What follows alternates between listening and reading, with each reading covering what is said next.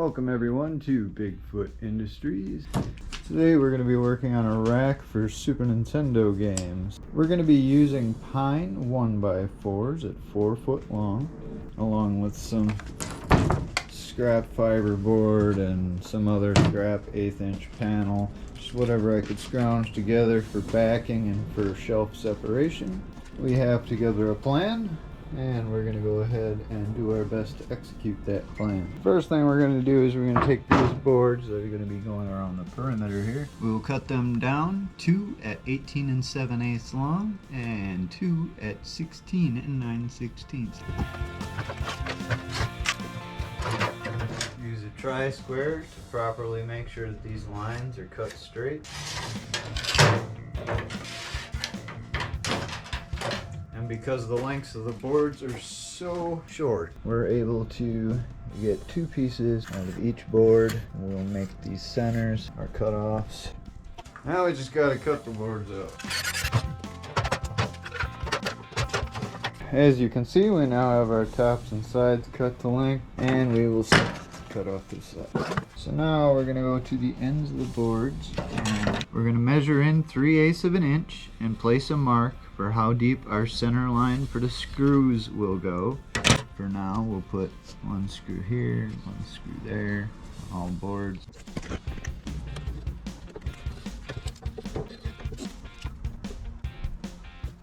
Now I'm going to mark for the holes at 1 inch from the top and 1 inch from the bottom. And then we'll go ahead and drill some small pilot holes for the screws. We will be using number 10 flathead Phillips type 1 1/4 inch screws, and I will be using an 1/8 inch bit for the pilot hole.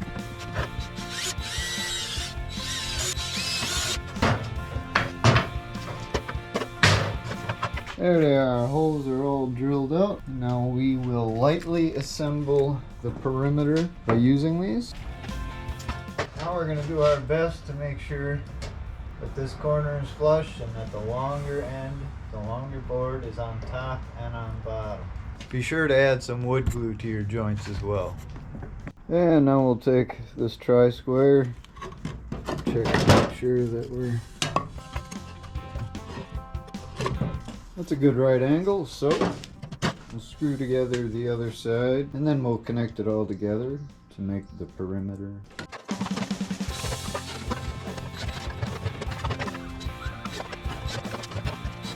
Alright, now we've established our perimeter.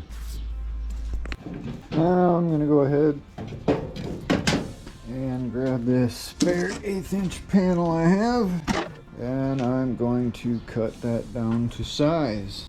Make sure to measure outside to outside. Make sure all your measurements are good. You don't want to end up tacking on the backer board and it not being where it's supposed to be. Pain in the butt to get off, and chances are you could break it. It appears to be 18 1/8 in height and 18 7/8 in width.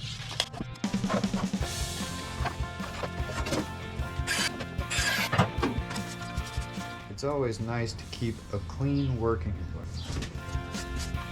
Here's the board that we cut to shape and size. Fits beautifully around the perimeter. Before we go ahead and apply that backing board, we're going to want to go ahead and mark for all the dados that we're going to have to cut in this, because once we have the backing board on, we're no longer going to be able to run that small saw along the width of these. Alright, now we have it facing the right direction. Remember, the longer boards will be on top and on bottom. For our top measurements, I've got 6 9/16 to 6 11/16 to 12 1/4 and 12 3/8. I'll write the other one. And on this side we have 4 inches to the first marks for cutout, and then just 4 inch gaps there on up. Something like that. Now we need to take the tri-square and mark everything across the board. This ensures our lines are square with the wood and that we have a guide for our saw.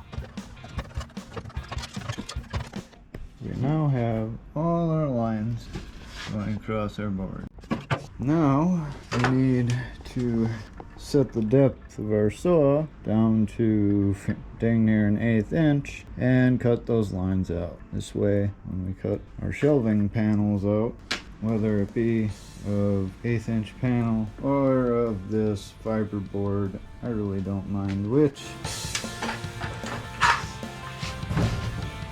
Set the depth, place the saw blade right along the side of the board, and we loosen the guide itself so that way we can adjust its height. Once we have the desired height beneath it of 1/8 inch from the top of the board, we'll say right about there, we'll set it and start cutting.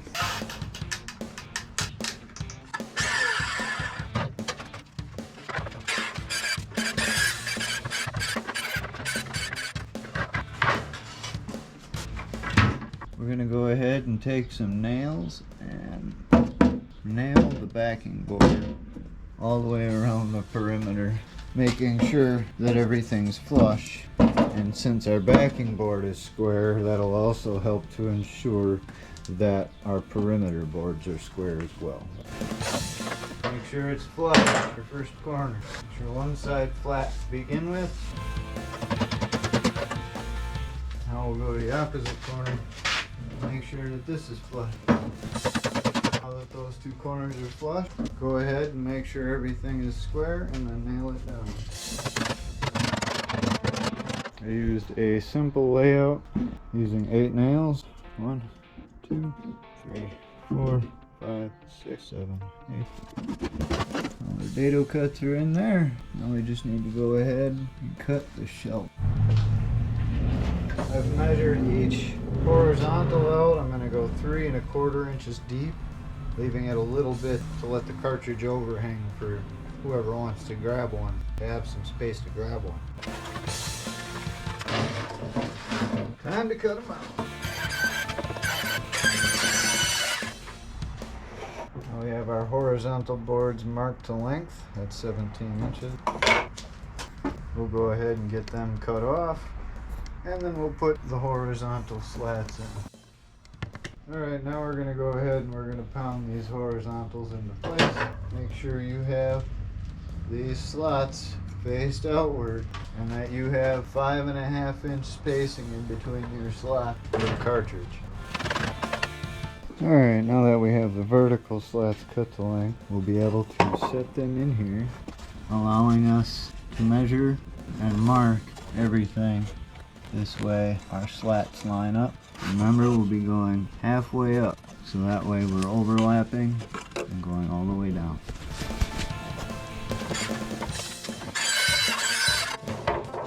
Alright, now all that's left is to run a little glue down these slats so that way they never move again.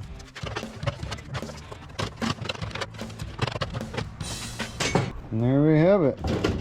We have a complete shelf made for Super Nintendo games. Nice fit. Put this at the end. Or you could display them individually and put maybe some plexiglass or something over it. A couple ideas there, right? Now from here you could router the outside edges to make it look pretty and get it sanded. You could repaint it. It's all up to you. You can also drill a couple holes so this way you can anchor it to the wall in the house. Prevents it from tipping in case you have a toddler or an infant. Here's how she looks in the house. Game is fit in every slot. No doubt about that. But she's perfectly square. Just a little bit of play so that way you can move things around. And this shelf has a 60 game maximum capacity. Alright, that's everything I have on this beautiful day. You guys have a lovely weekend.